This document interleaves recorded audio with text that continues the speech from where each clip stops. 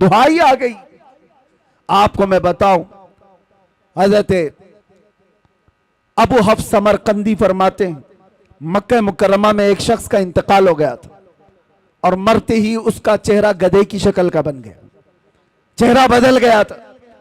ایک ہی بیٹا تھا، دیکھا میت کو، ڈر گیا کہ میت کو دکھائیں تو کیسے دکھائیں لوگوں کو، بدنامی کتنی ہوگی، رسوائی کتنی ہوگی۔ اس نے کیا کیا، گھر کے سارے دروازے بند کر دیے، اور عورتوں سے، گھر والوں سے کہا کہ گھر کے اندر ہی گڑھا کھود کر ہم اسے دفن کر دیں گے، یہیں دفن کر دیں گے میرے باپ کو۔ چہرہ جانور کی طرح دکھ رہا ہے، وہ رو رہا تھا، غم میں تھا۔ اسی اسنا میں اس کے گھر کا ایک دروازہ کھلا، ایک بزرگ گھر کے اندر آئے، چہرے پر چادر پڑی ہوئی تھی۔ وہ سیدھے گئے اور اس میت کے پاس کھڑے ہو کر اس کی چادر ہٹائی اور اپنا چہرہ، اپنا ہاتھ اس کے چہرے پر رکھا۔ تھوڑی دیر کے بعد چادر ڈھانک دی، واپس پلٹ آئے، اس نوجوان کے پاس آئے۔ وہ بزرگ پوچھنے لگے کیا بات ہے، غم کیوں کر رہا ہے، روتا کیوں ہے؟ اس نوجوان نے کہا میں تو جانتا نہیں آپ کہاں سے آ گئے، لیکن دیکھو آپ، میرے باپ کی حالت کیا ہو گئی، مرنے کے بعد اس کا چہرہ بدل گیا، کس طرح سے میں لوگوں کو اپنے باپ کا چہرہ دکھاؤں گا، میں کیسے اس کا غسل کفن دفن کروں گا، میں اسی غم میں رو رہا ہوں۔ آنے والے بزرگ نے کہا جا دیکھ تو صحیح، تیرے باپ کا چہرہ سلامت تو ہے، کچھ نہیں ہوا ہے۔ وہ نوجوان کھڑا ہوا، جا کر کے دیکھتا ہے چہرہ، اللہ اکبر۔ اب وہ کہتا ہے میرے باپ کا چہرہ 14ویں کے چاند کی طرح چمک رہا تھا، حسین و جمیل چہرہ تھا۔ وہ خوشی کے آنسو رونے لگ گیا، اور یہ بزرگ جا رہے تھے، ان کو پکڑ لیا اور پوچھا آپ کون ہیں؟ فرشتے ہیں اللہ کے، آپ تو میرے گھر پر رحمت بن کر کے آئے، کون ہیں آپ جو میری مدد کے لیے آئے؟ چہرے سے چادر ہٹی، آنے والے بزرگ نے کہا انا محمد رسول اللہ، میں محمد اللہ کا رسول ہوں۔ اور پھر فرمایا تیرے باپ کا ایک گناہ ایسا تھا جس سے مولا غضبناک تھا، رب تبارک و تعالیٰ کا غضب تھا، اور اس کا چہرہ بدل دیا گیا تھا۔ لیکن سنو میرے عزیزوں، اس واقعے کو بیان کرنے کا مقصد کیا ہے؟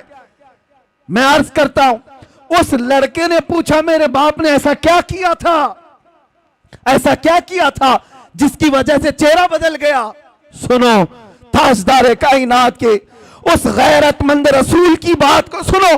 میرے آقا فرماتے ہیں باپ کے گناہ میں بیٹوں کے سامنے نہیں آیا کرتا۔ باپ کیا کرتا تھا بیٹوں کو بتانا یہ میری عادت نہیں، لیکن ایک بات بتاتا ہوں، تیرے باپ کی اچھائیاں بھی تھی، برائی کیا تھی یہ نہیں بتایا، اچھائی کیا تھی وہ بتاتا ہوں۔ فرماتے ہیں تیرے باپ کی ایک اچھائی یہ تھی کہ یہ اس وقت تک رات میں بستر پہ سوتا نہیں تھا جب تک کہ 100 مرتبہ مجھ پر درود نہیں پڑتا تھا۔ یہ تیرے باپ کی اچھائی تھی۔ اور جب اس کا انتقال ہوا، اس کے کچھ گناہوں کی وجہ سے رب تعالیٰ کا غضب تو ہوا، لیکن جو فرشتہ اس کا درود مجھ تک پہنچاتا تھا، اس فرشتے نے مجھے خبر کی۔ میں مدینے سے اسی وقت یہاں آیا، دیکھا تیرے باپ کا چہرہ صحیح میں بدلا ہوا تھا، لیکن میں نے ہاتھ رکھا چہرے پر، عرض کی مولا سے اے رب العالمین، جو چہرہ مجھ پر روزانہ درود پڑتا ہے اگر وہی بدل گیا تو دنیا کیا کہے گی؟ رب تعالیٰ نے فرمایا حبیب آپ اپنا ہاتھ اٹھاؤ، اب موجود جتنے لوگ ہیں ان سب سے زیادہ خوبصورت اس کو بنایا جائے گا۔ آتا ہے فقیروں پہ انہیں پیار کچھ ایسا، خود بھیک دیں اور خود کہیں منگتے کا بھلا ہو۔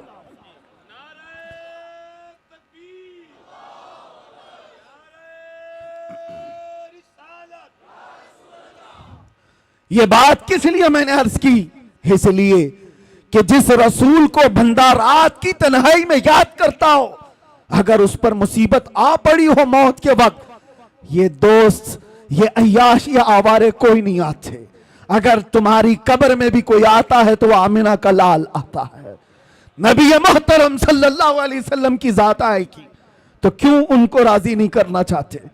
اعلیٰ حضرت کا بھی یہی پیغام تھا، آج لے ان کی پناہ، آج مدد مانگ ان سے، کل نہ مانیں گے قیامت میں اگر مان گیا، وہاں پر پھر نہیں مانا جائے گا۔ آج آ جاؤ، راضی ان کو کرو، اس نبی پاک کو راضی کر لو گے، دنیا سب تم سے راضی کرا دی جائے گی، لوگوں کے چہرے تمہاری طرف پھیر دیے جائیں گے۔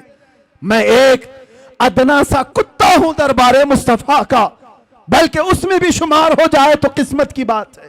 سگے طیبہ سب مجھے کہہ کر کے پکارے بے دم، یہی رکھی ہو میری پہچان مدینے والے.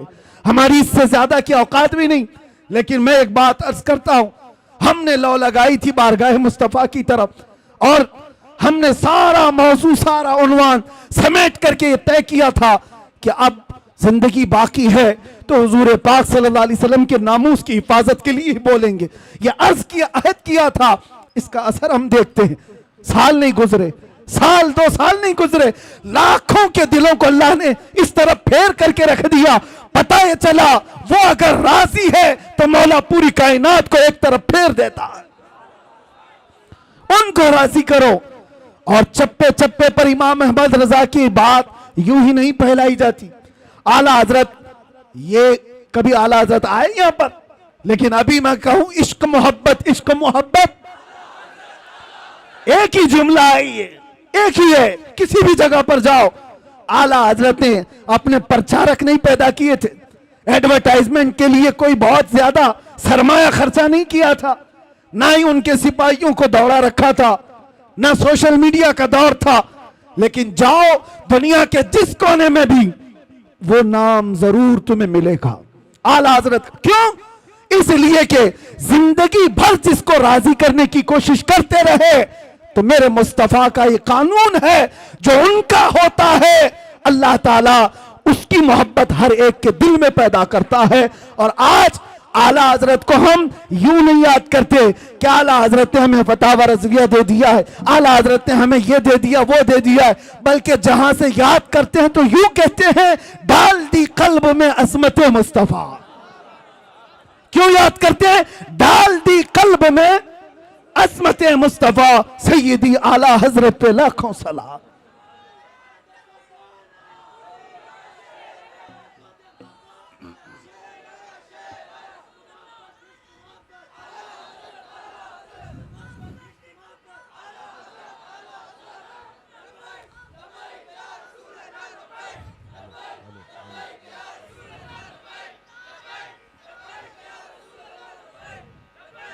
آپ کو میں یہ بات بتا دوں، نبی پاک صلی اللہ تعالیٰ علیہ وسلم کو راضی کرنے والا پھر وہ دنیا کی پرواہ نہیں کرتا دنیا اسے کیا کہہ رہی ہے کیا نہیں کہہ رہی ہے.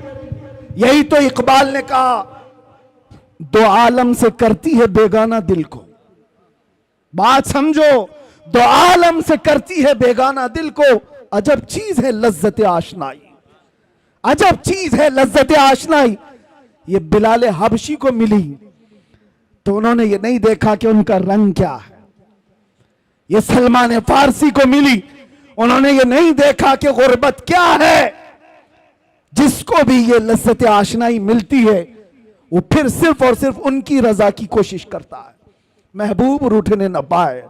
آپ کو پتا ہے اس کے لیے اللہ و رسولہ احق ان یردو، اس پر میں بات کر رہا ہوں.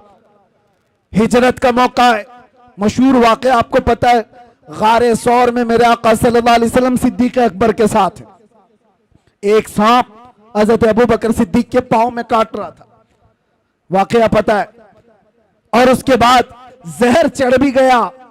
نبی پاک صلی اللہ تعالی علیہ وسلم وہاں موجود ہیں غار میں.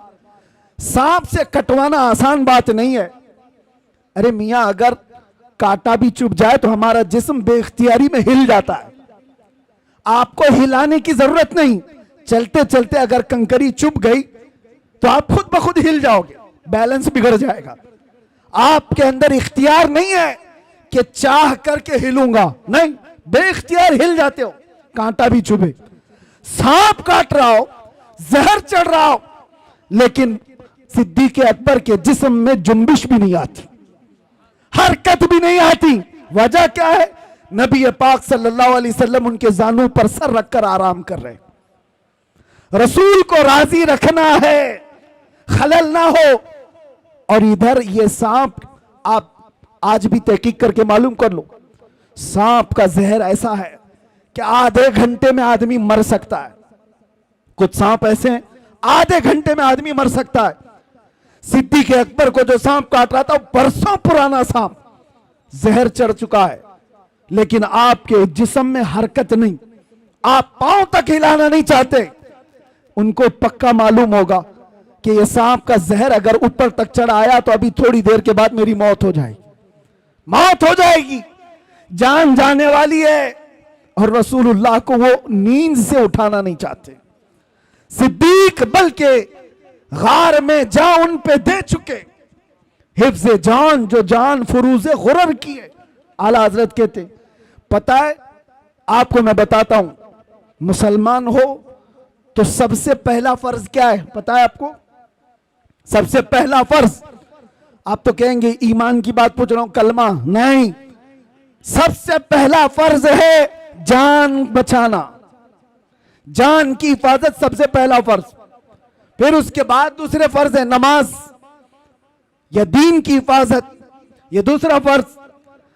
جو سب سے پہلا فرض ہے وہ جان بچانا، اعلیٰ حضرت فرماتے حفظ جان، جان فروز غرر کی ہے، سارے فرائض کی جان ہے یہ، جان کو بچانا۔ اور صدیق اکبر جان ہی نچھاور کر رہے ہیں، کس پر؟ نبی پاک کی صرف نیند پر، اٹھایا نہیں۔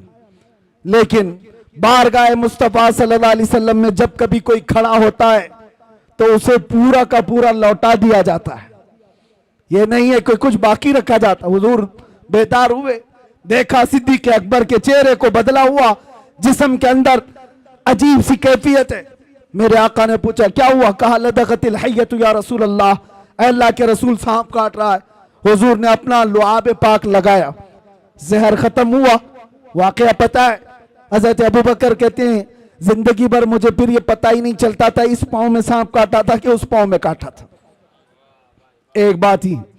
دوسری بات، نبی پاک صلی اللہ علیہ وسلم مولا علی کے ساتھ، عصر کا وقت ہے، حضور کی نماز عصر ہوئی، حضرت علی نے نماز عصر نہیں پڑھی۔ یہاں بھی یہی مسئلہ ہے، نبی پاک صلی اللہ علیہ وسلم حضرت علی کی گود میں سر رکھ کر آرام فرما رہے، سورج ڈوب رہا تھا۔ وہ عام لوگوں کی بات نہیں کر رہا، حیدر کرار کی نماز جا رہی ہے، غم اندر سے ہے، لیکن بارگاہ مصطفیٰ میں بیٹھے نبی پاک آرام کر رہے ہیں، نماز جا رہی ہے۔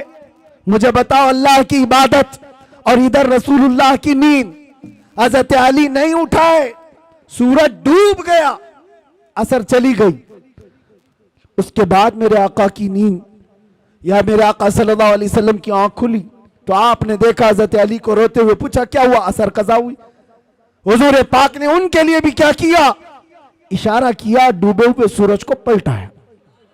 واقعہ پتا ہے، عصر کی نماز حضرت علی کی ادا ہو گئی۔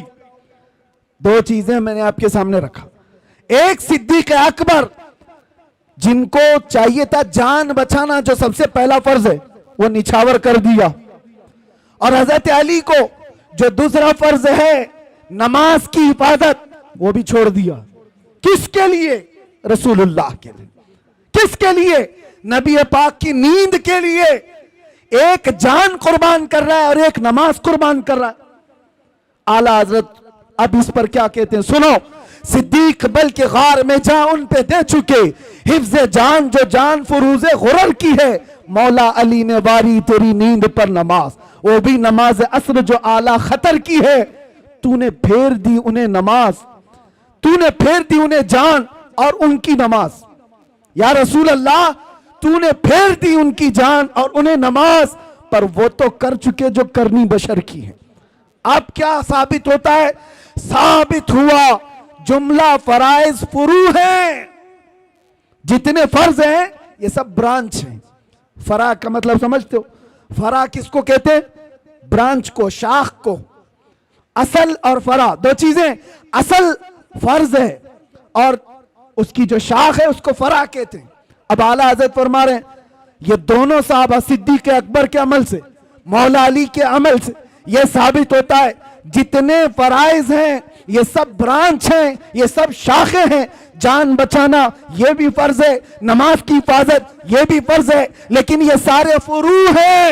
ثابت ہوا جملہ فرائض فروع ہیں، اصل الاصول بندگی استاجور کی ہے، اصل الاصول بندگی استاجور کی ہے۔ اگر وہ راضی نہ ہوا تو پھر نماز کس کام کی؟ اگر وہ تمہارے ساتھ نہ ہو تو جان کس کام کی؟ وہ جو نہ تھے تو کچھ نہ تھا، وہ جو نہ ہو تو، سنیوں کو یہ پتا ہے وہ جو نہ ہو تو، اور جان ہے وہ جہان کی، جان ہے تو جہان ہے۔ اور اقبال یہ فیصلہ کن انداز میں کہتا ہے، آبرو ماں زنا میں مصطفیٰ است، ہم سب کی عزت و آبرو مصطفیٰ کے نام سے ہے، ہر چے دری دنیا باد مصطفیٰ است، جو کچھ بھی دنیا میں ہے وہ مصطفیٰ کے بعد ہے۔ اس نقطے پر آ جاؤ اے سنی مسلمانوں، ہمیں راضی کرنا ہے، ہمیں کرنی ہے شہنشاہ بطحا کی رضا جوئی، وہ اپنے ہو گئے تو رحمت پروردگار اپنی، بس راضی کرنے پر لگے رہو میرے مصطفیٰ کریم صلی اللہ علیہ وسلم کو، اگر وہ راضی ہو گئے تو رحمت پروردگار ہماری۔ یہ ایک بات اور بتاتا ہوں، کس چیز کے لیے دوڑ بھاگ کر رہے ہو؟ سیاست کے لیے، حکومت کے لیے، چلو دوڑ بھاگ کر رہے ہو، ایجوکیشن کے لیے، سکسس کے لیے، دنیا میں کیا کیا چیزیں سب گناؤ میں بولتا ہوں۔ سیاست چاہیے تمہیں، قیادت چاہیے تمہیں، ایجوکیشن چاہیے، مقام و بلند مرتبہ چاہیے، سب چاہیے، ساری چیزیں کہاں سے ملیں گی؟ بتاتا ہوں تمہیں، حکومت، سیاست، یہ دنیا، یہ ساری چیزیں۔ اقبال کی بات تو سنو، کہتا ہے کہ محمد سے وفا تو نے تو ہم تیرے ہیں۔ ارے یہ جہاں چیز ہے کیا؟ ارے یہ جہاں چیز ہے کیا؟ لوح و قلم تیرے۔ تو سیاست اور حکومت کی بات کر رہا ہے، یہ جہاں چیز ہے کیا؟ حضور سے وفا کر کے دیکھ، لوح و قلم تیرے ہیں۔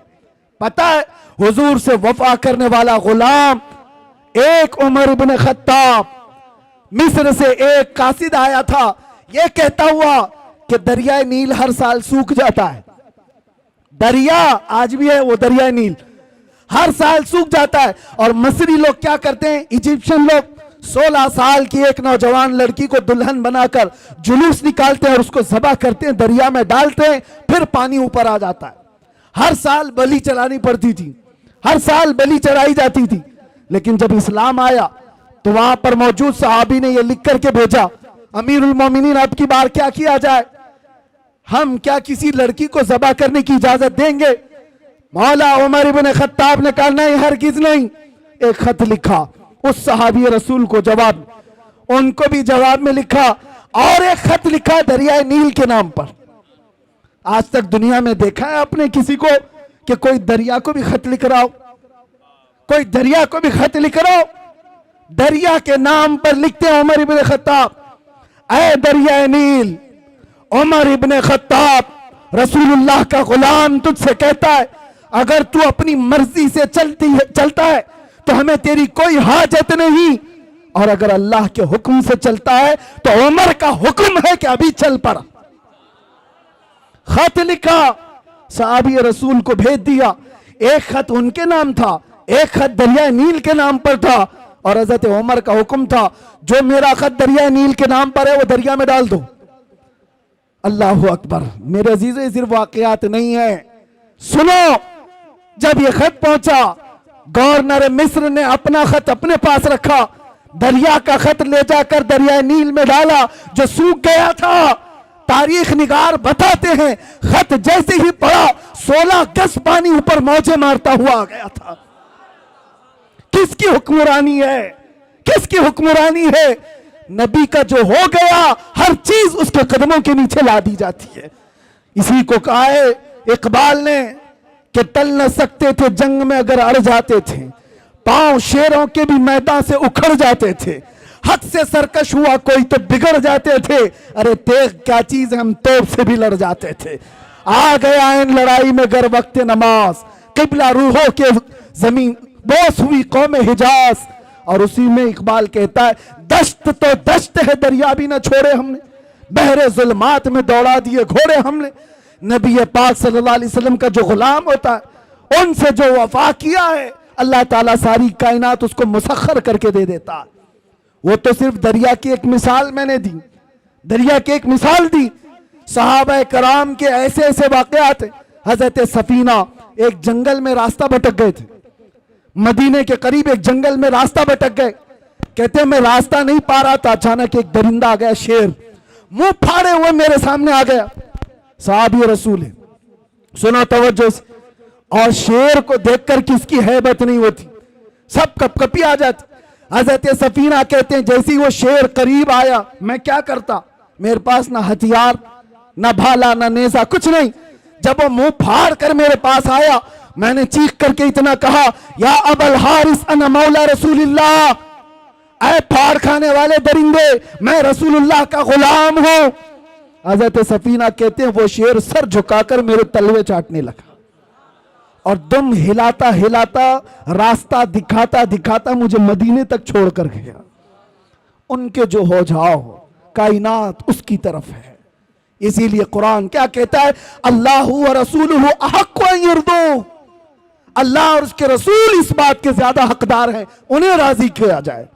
یہ جتنوں کو راضی کرنے کے لیے تم پاپڑ بیلتے رہتے ہو، جھنڈے لگا کر اپنے گلوں میں پٹے ڈال کر اس کے نعرے لگا لگا کر، ہوتا کیا ہے، سیاسی لوگ تمہیں لالی پاپ تو دے سکتے ہیں باقی کچھ نہیں، اور کیا ہے ان کے پاس، ادھر سے دھکا مارا ادھر پہنچا، ادھر سے دھکا مارا ادھر پہنچا، اور ان کے خود کے 5 سال کے ٹھکانے نہیں، جن کے 5 سال کے ٹھکانے نہیں ان سے تم اپنی آبروئیں وابستہ کیے ہو، اپنی امیدیں وابستہ کیے ہو، اور جو سلطان اور بادشاہ قیامت تک کا ہے اس کے دربار کی طرف ہاتھ کیوں نہیں اٹھاتی، اس کے دربار کی طرف اٹھاؤ۔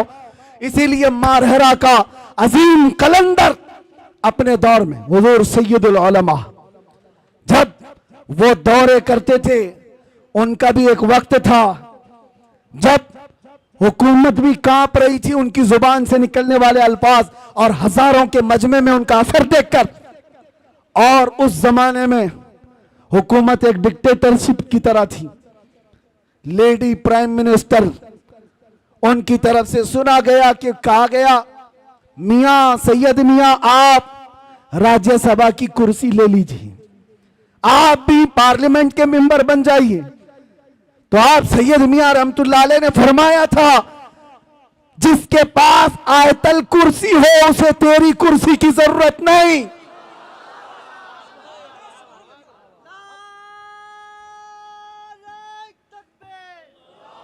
اور ایک بات، اسی مرد قلندر کا یہ نعرہ جو میرا ٹاپک ہے، اسی مرد قلندر کا یہ نعرہ، دیکھا ہوگا دنیا میں یہ لوگ کس کو راضی کرنے کے لیے بھاگتے رہتے ہیں، اپنی زندگیاں برباد کیے، 40 سال جنہوں نے نوکری کی آج ان کی حالت کیا ہے، جیلوں میں بند پڑے ہوئے ہیں، ان کو پوچھنے والا کوئی نہیں، اور جھنڈے اٹھا کر گھومتے تھے اور آج جیلوں میں بند پڑے ہو۔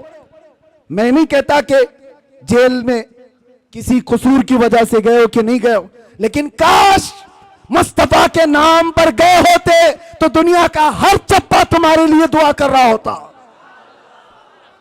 تم تو کسی پارٹی کی نوکری کر کے گئے، کسی پارٹی کی نوکری کرتے گئے، اپنی زندگی کے بیش بہا وقت کسی کی دھوتی اٹھانے میں، کسی کی ساڑی اٹھانے میں۔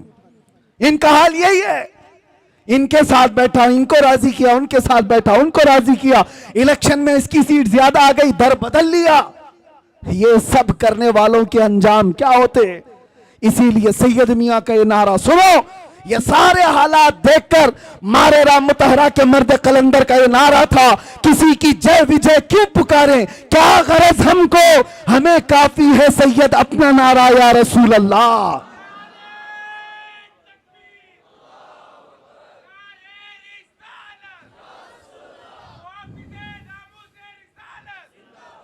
عزیزان گرامی وقار، بس میں اپنی بات کو ختم کرتا ہوں۔ اللہ اور اس کے رسول کو راضی کرنے کی فکر میں رہو، باقی کسی کو راضی کرنے کی ضرورت نہیں، کوئی راضی نہیں ہوگا، یہ بات پکی ہے، یہ بات پکی ہے۔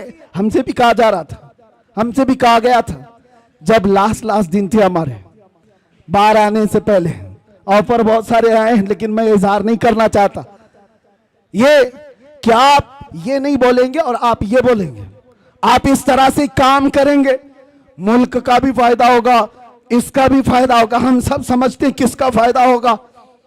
یہ باتیں کرنے والوں سے میں ایک بات کہا تھا، تمہاری کیا گارنٹی ہے کہ کب تک تم راضی رہو گے، کب تک تم راضی رہو گے؟